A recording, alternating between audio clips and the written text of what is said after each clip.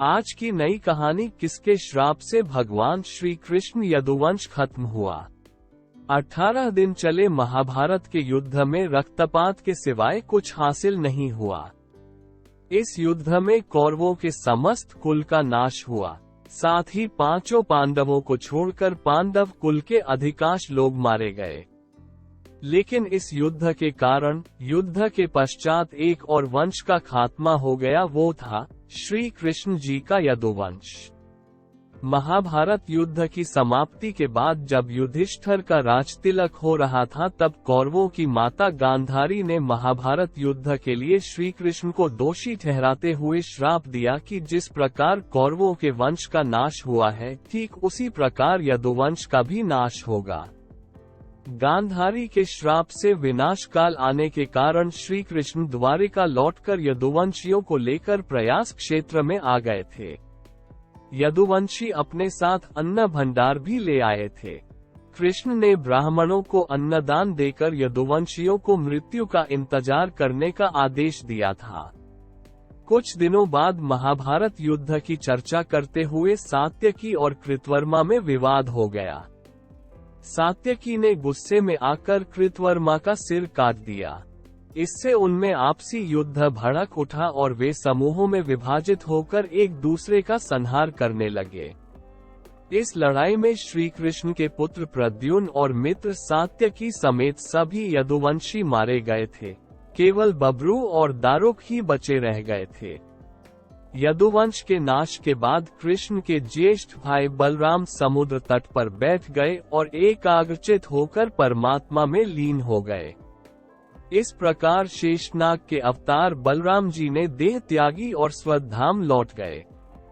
बलराम जी के देह त्यागने के बाद जब एक दिन श्री कृष्ण जी पीपल के नीचे ध्यान की मुद्रा में बैठे हुए थे, तब उस क्षेत्र में एक जरा नाम का बहेलिया आया हुआ था।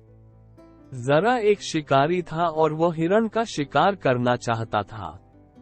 जरा को दूर से हिरण के मुख के समान श्री कृष्ण का तलवा दिखाई दिया। बहेलिये ने बिना कोई विचार किए वहीं से एक तीर छोड़ दिया, जो कि श्री कृष्ण के तलवे में जाकर लगा। जब वह पास गया तो उसने देखा कि श्री कृष्ण के पैरों में उसने तीर मार दिया है। इसके बाद उसे बहुत पश्चाताप हुआ और वह क्षमायाचना करने लगा। तब श्री कृष्ण ने बहेलिये से कहा कि जरा तू डर मत, तूने मेरे मन का काम किया है। अब तू मेरी आज्ञा से स्वर्गलोक प्राप्त करेगा। बहेलिये के जाने के बाद वहां श्री कृष्ण का सारथी दारुक पहुंच गया। दारुक को देखकर श्री कृष्ण ने कहा कि वह द्वारिका जाकर सभी को ये बताए कि पूरा यदुवंश नष्ट हो चुका है और बलराम के साथ कृष्ण भी स्वधाम लौट चुके हैं। अतः सभी लोग द्वारिका छोड़ दो, क्योंकि यह नगरी अब जलमग्न होने वाली है। मेरी माता, पिता और सभी प्रियजन इंद्रप्रस्थ को चले जाएं। ये संदेश लेकर दारुक वहां से चला गया। इसके बाद उस क्षेत्र में सभी देवता और स्वर्ग की अप्सराएं, यक्ष, किन्नर, गंधर्व आदि आए और उन्होंने श्री कृष्ण की आराधना की। आराधना के बाद श्री कृष्ण ने अपने नेत्र बंद कर लिए और वे सशरीर ही अपने धाम को लौट गए।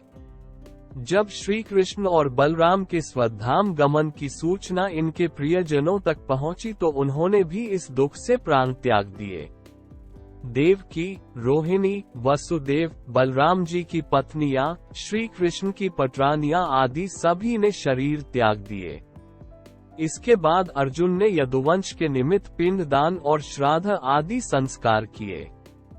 इन संस्कारों के बाद यदुवंश के बचे हुए लोगों को लेकर अर्जुन इंद्रप्रस्थ लौट आए। इसके बाद श्री कृष्ण के निवास स्थान को छोड़कर शेष द्वारिका समुद्र में डूब गई। श्री कृष्ण के स्वधाम लौटने की सूचना पाकर सभी पांडवों ने भी हिमालय की ओर यात्रा प्रारंभ कर दी थी। इसी यात्रा में ही एक एक करके पांडव भी शरीर का त्याग करते गए। अंत में युधिष्ठिर सशरीर स्वर्ग पहुँचे थे। राधे राधे।